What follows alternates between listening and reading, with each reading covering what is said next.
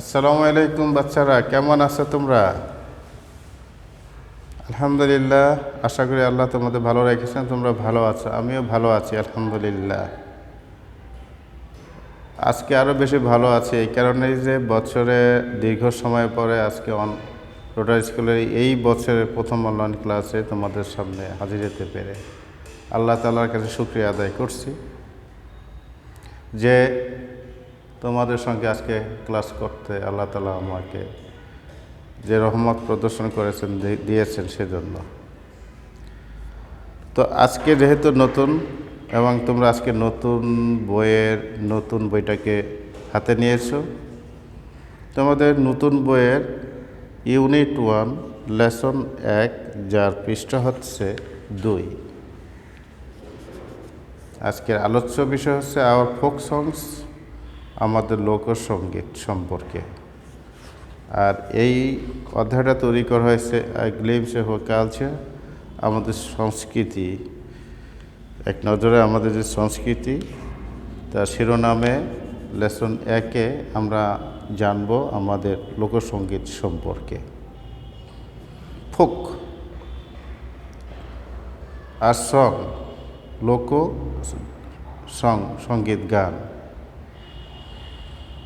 তো এক সময় আমাদের গ্রামীণ জনপদে, পল্লীতে মানুষ মনের ভাব, মনের ইচ্ছা সুরের মাধ্যমে প্রকাশ করত এবং তার নিজের যে মনের যে ভাষাটা প্রকৃতির সাথে মিল রেখে, তাদের কাজের সাথে মিল রেখে মনের আনন্দ থেকে যেই গানগুলো তারা রচনা করত এবং সেই গানগুলোর সঙ্গে তারা যেই যন্ত্রগুলো ব্যবহার করত, তার মধ্যে আমাদের স্থানীয় যন্ত্রগুলোর মধ্যে রয়েছে দোতারা, সারিন্দা, গিটার, বাঁশের বাঁশি, তারপর তবলা আছে, পিয়ানোতে আছে, হারমোনিয়াম, একতারা, ভায়োলিন, এগুলো আছে। তো এইগুলো খুব বেশি ব্যবহার হতো যখন আধুনিক যন্ত্রপাতি যতক্ষণ পর্যন্ত বাজারে না আসছে। আর গানের সঙ্গে এই যন্ত্রগুলি ব্যবহার করে গানকে আরও আকর্ষণীয়, জনপ্রিয় এবং মানুষের মাঝে এই গানগুলোকে আরও বেশি সম্প্রসারিত করার জন্য, জনপ্রিয় করার জন্য এই যন্ত্রগুলি ব্যবহার করা হতো। তো তোমাদের সামনে পৃষ্ঠা 2-এ তোমরা এখন দেখতে পাচ্ছ সাবসেকশন বিতে আমাদের এই লোকসঙ্গীত সম্পর্কে কিছু ধারণা দেওয়া হয়েছে। আমি তোমাদের ভালো বোঝার স্বার্থে এটাকে বাংলা অর্থসহ পাঠ করছি। তোমরা খুব মনোযোগী থাকো এবং মনোযোগ দিয়ে শোনো, আশা করি তোমরা বুঝতে পারবে এবং প্রশ্ন উত্তরগুলো দিতে পারবে, কারণ এই পাঠ্যের পরেই কিছু প্রশ্ন আছে, আমাদের কিছু কাজ আছে, চিন্তার কাজ, অনুধাবনমূলক। বিশেষ করে আমরা এই ঘটনাটি পরে, গল্পটি পরে তার উত্তর তৈরি করতে সক্ষম হব ইনশাআল্লাহ। তো বাচ্চারা মনোযোগ, boys now, girls please attentive. Now I am reading hour story for your interest. Folk songs are songs sung in the traditional style of a community or country. লোকসঙ্গীত হচ্ছে সেই সঙ্গীত যেটা একটা ঐতিহ্যগত ধারায় বা ঐতিহ্যবাহী ধারায় কোনো একটা সম্প্রদায় বা কোনো একটি দেশের মানুষ গেয়ে থাকে। Here the traditional style includes the themes, words and tunes of the songs that have existed for a long time among the common people. এখানে ঐতিহ্যগত ধারার মধ্যে রয়েছে বিষয়বস্তু, ভাষা, সুর, গানের সুর, যেটা দীর্ঘ সময় ধরে সাধারণ মানুষের মধ্যে চলমান হয়ে আসছে, বিরাজমান রয়েছে। We have a rich history and collection of folk songs in Bangladesh. বাংলাদেশে এই লোকসঙ্গীতের একটি সমৃদ্ধ বা উন্নত ইতিহাস রয়েছে এবং এর একটি সংগ্রহ রয়েছে। অব দেম সেইগুলোর মধ্যে আছে পল্লীগীতি, ভাটিয়ালি, ভাওয়াইয়া, জারিসারি, গাম্ভীরা, লালনগীতি, পালাগান and songs of Hason Raja. আর এইগুলো ভেরি পপুলার, খুবই জনপ্রিয়। The traditional music instruments are usually played with this songs. আর এই গানগুলি যখন গাওয়া হয় তখন এই ঐতিহ্যবাহী যে যন্ত্রগুলো রয়েছে, সঙ্গীত যন্ত্র, সেগুলো সাধারণত ব্যবহার করা হয়ে থাকে। তোমরা ইতিমধ্যেই লোকসঙ্গীত সম্পর্কে জানতে পেরেছ। তো এর ভিতরে যে আমাদের যে পল্লীগীতি, ভাটিয়ালি, ভাওয়াইয়া, জারিসারি, গাম্ভীরা, লালনগীতি, এই সব গানগুলো আসলে এক কথায় ফোক সংস। কিন্তু তাহলে পল্লীগীতি, ভাটিয়ালি, ভাওয়াইয়া এই নামগুলি কেন হলো?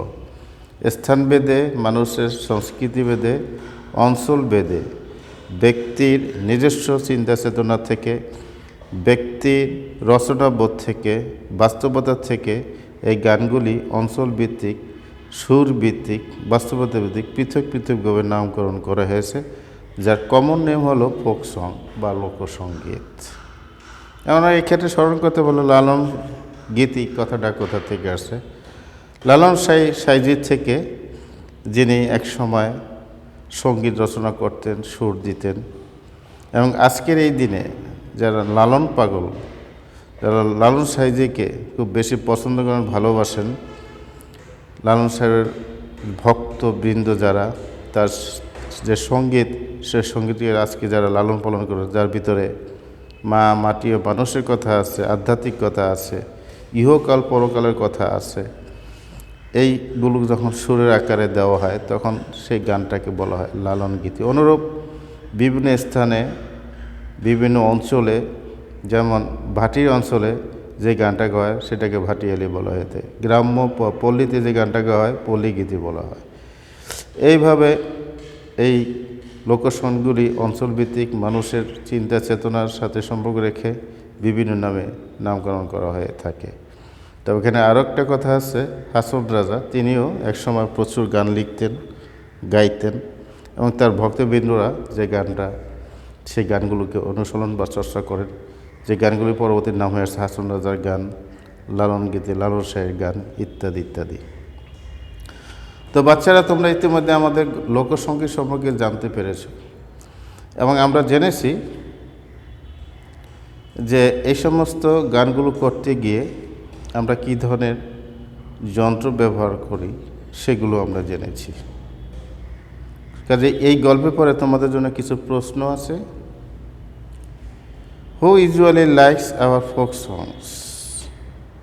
কারা সাধারণত আমাদের লোকসঙ্গীত পছন্দ করে? এটার উত্তর নিশ্চয়ই তোমাদের এখানে আছে, যে common people of different areas like our folk songs. সাধারণ মানুষ, বিভিন্ন অঞ্চলের মানুষ, মাটির সাথে কাজ করে এমন মানুষগুলোই আমাদের লোকসঙ্গীত পছন্দ করে, তাই না? কি বলো বাচ্চারা? Thank you. Can you name some well known folk singers? তুমি কি কিছু বিখ্যাত লোকশিল্পীর নাম বলতে পারো? হ্যাঁ, বর্তমান সময়ে তো ফরিদা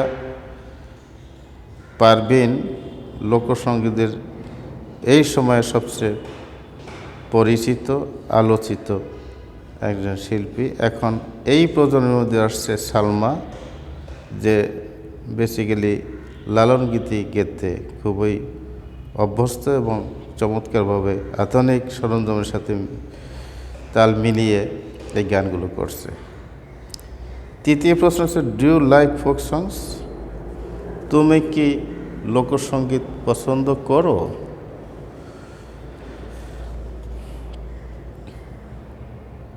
ইফ ইউ ডু, যদি পছন্দই করো, who is your favourite folk singer? তাহলে তোমার প্রিয়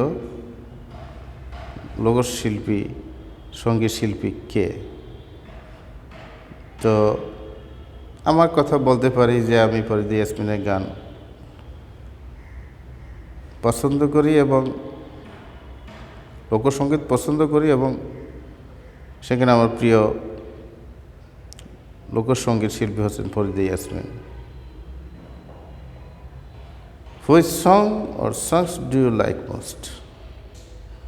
তুমি কোন গান বেশি পছন্দ করো?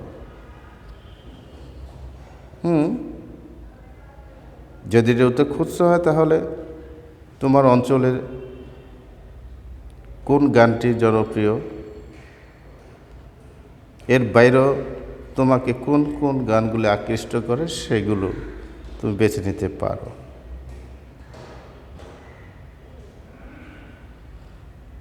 এখন তোমরা যে কাজটি করবে সেটা হলো, তোমরা কয়েকটি দলে বিভক্ত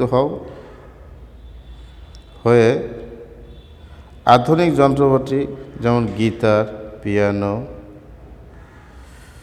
এটা লোকসঙ্গীতের সঙ্গে বাজানো যায় কি যায় না সে নিয়ে আলোচনা করো। আলোচনা করার পর সে আলোচ্য বিষয়টা তোমরা পৃথক পৃথকভাবে খাতায় লিখো।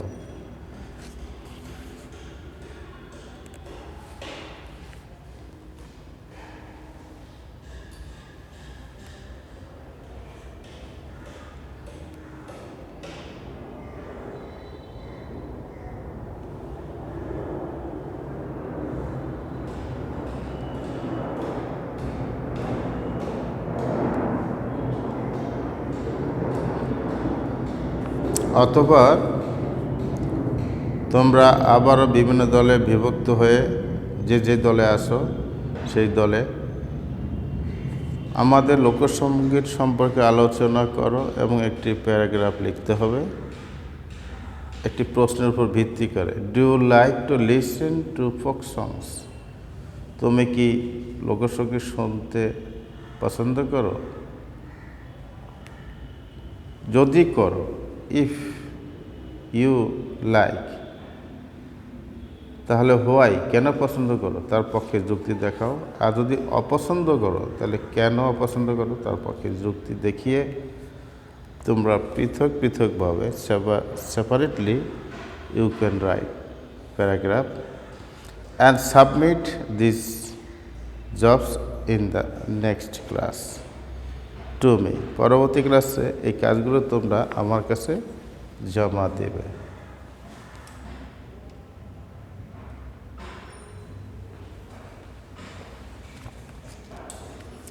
আশা করি তোমরা লেসন 1-এর আওয়ার ফোক সং বা আমাদের লোকসঙ্গীত সম্পর্কে বুঝতে পেরেছ। আমরা পরবর্তীতে যাব লেসন 2।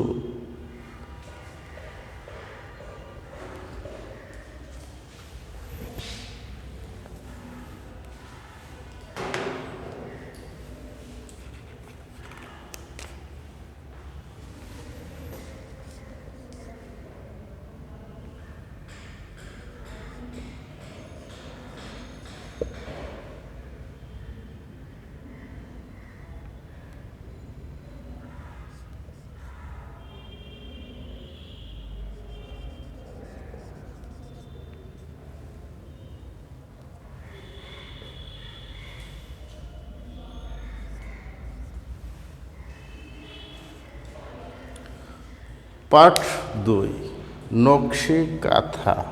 ইংরেজিতে লেখা আছে কান্থা, আসলে এটা হবে কাঁথা, কিছু সব বর্ণের উচ্চারণ হবে না। এই লেসনে first you can see a picture. প্রথমে একটা ছবি দেখতে পাচ্ছে। The picture is a embroidered kantha বা কুইট কাঁথা। এই ছবিটা নিয়ে তোমরা কিছুক্ষণ ভাবার পরে তোমরা কিছু প্রশ্ন আছে তার উত্তর মনে মনে প্রস্তুত করো। তবে এই টেক্সট বা গল্পে যে নতুন কিছু শব্দ ব্যবহার করা হয়েছে তা তোমাদের বোঝানোর জন্য আমি বলছি। প্রথম শব্দটি কুইট, এনে এলের উচ্চারণটা হবে না, যার বাংলা হতে হলো কাঁথা। আর্টিস্টিক, আর্ট থেকে আর্টিস্টিক, শৈল্পিক এডজেক্টিভ আকারে আসছে যার অর্থ শৈল্পিক। কমার্স থেকে কমার্শিয়ালি, অ্যাডভার্ব হয়ে আসছে বাণিজ্যিকভাবে। ট্র্যাডিশন থেকে ট্র্যাডিশনাল, এডজেক্টিভ হয়ে আসছে ঐতিহ্যগত। ডিমান্ড প্রথাগত, ডিমান্ড অর্থ চাহিদা নাউন, প্যাটার্ন শব্দ অর্থ গঠন ইত্যাদি। তো তোমরা ছবিটা দেখেছো এবং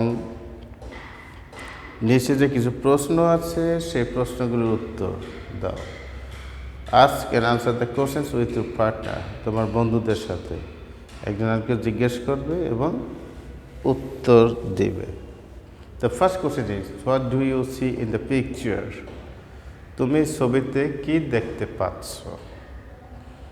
যদি উত্তরটা এরকম হয়, ধরো আই এম ইউর পার্টনার, তাহলে আমি বলবো আমি একটি নকশা দেখতে পাচ্ছি। আয়তক্ষেত্রের উপর একটি নকশা। What is it called?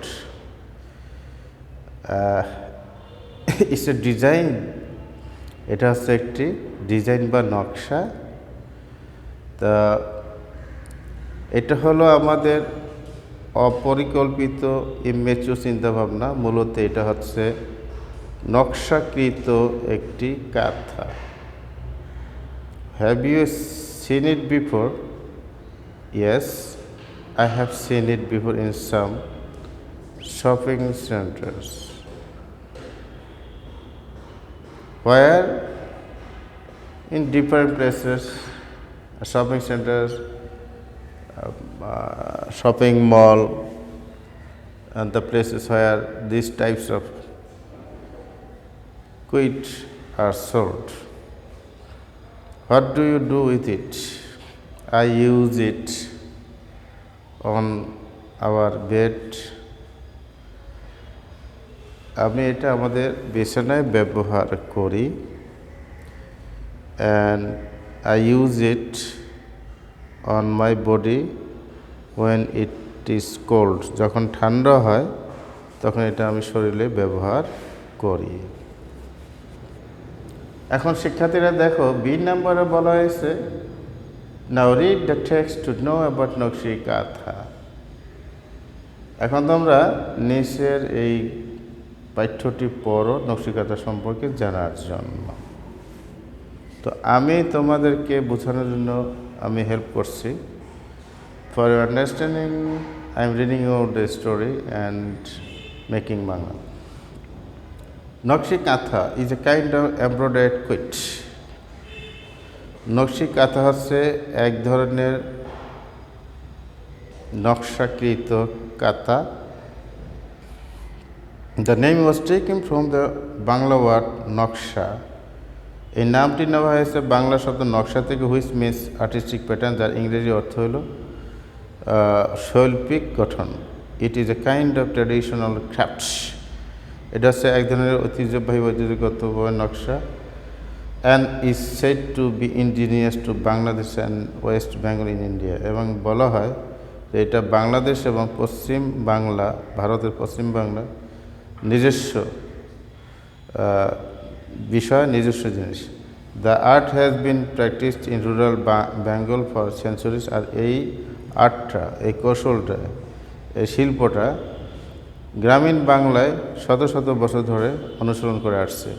The name Nokshikatha became popular after the poet জসিমউদ্দিন's poem. আর নকশিকাথা এইটা আমাদের জসিমউদ্দিন কবির কবিতা নকশিকাথা মাঠ 1929 সালে প্রকাশিত হওয়ার পর থেকে এই নকশিকাথা নামটি বেশি জনপ্রিয় হয়।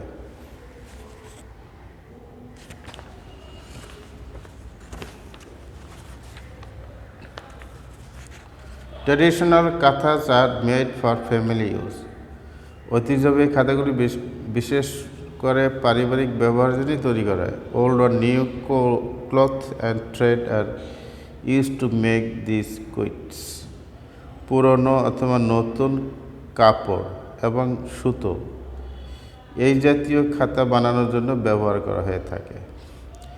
ময়মনসিংহ, জামালপুর, রাজশাহী, ফরিদপুর, বগুড়া অ্যান্ড যশোর আর most famous for this craft. এই খাতার জন্য ময়মনসিংহ, জামালপুর, রাজশাহী, ফরিদপুর, বগুড়া এবং যশোর খুবই বিখ্যাত। Now it is produced commercially. এখন এগুলি বাণিজ্যিকভাবেও তৈরি করা হয়। You can find them in many expensive handicraft shops in cities. তোমরা শহরের খুব দামি দামি জায়গা, যেমন যেখানে আমাদের শিল্প, হাতের শিল্প, হস্তশিল্প যে সবগুলো রয়েছে, আউটলেটগুলো রয়েছে, সেখানে এগুলো খুঁজে পাবে। The quilts are now in great demand. খাতাগুলো এখন অনেক চাহিদা, কারণ অফ দ্য কালারফুল প্যাটার্নস। এটা রং বেরঙের বা বর্ণাঢ্য গঠন অ্যান্ড ডিজাইনস, নকশা, যেটা এই খাতার উপর সাধারণত করা হয়ে থাকে। সো এটার মূল্য এখন অনেক বেশি এবং এর চাহিদাও অনেক বেশি। তাই নকশিকাঁথা সম্পর্কে তোমরা জানলে এবং নকশিকাঁথার জনপ্রিয়তা হয়েছে কীভাবে তাও তোমরা জানলে, নকশিকাঁথা কীভাবে তৈরি করা হয় তাও তোমরা জানলে, এবং বর্তমান ইহার অবস্থা এবং এটা কোথায় খুঁজে পাওয়া যায় এই সম্পর্কেও তোমরা জানলে। তোমরা এটা জানার পরে কিছু শূন্যস্থান আছে এবং তার ক্লু বা সংকেত দেওয়া আছে, উত্তর দেওয়া আছে বক্সে। সঠিক শব্দটি নিয়ে তোমরা এই শূন্যস্থানগুলো ভাষায় পূর্ণ করবে এবং তোমরা 3 নম্বরে একটা প্যারাগ্রাফ লেখার কথা বলা হয়েছে গল্পের মতো, এবং এই বিষয়ের উপর তোমরা একটি প্যারাগ্রাফ টাইপ গল্প লিখবে। এই হলো তোমাদের আজকের পাঠ। আশা এবং আগামী ক্লাসে তোমরা কী করবা সেই বিষয়ে তোমাদের নির্দেশন দেওয়া আছে। তোমরা সবাই ভালো থেকো, সুস্থ থাকো, করোনা মুক্ত থাকার চেষ্টা করো, মাস্ক পরিধান করবে, হাত ধুবে, সাবান পানি দিয়ে হাত ধুবে, উজু করবে এবং স্বাস্থ্যসম্মত খাবার খাবে। বেশি অপ্রয়োজনে বাইরে যাবে না, ঘরেই থাকবে। সবাই সুস্থ থেকে ভালো থাকবে এই কামনায়। আল্লাহ হাফেজ। আসসালামু আলাইকুম ওয়া রাহমাতুল্লাহ।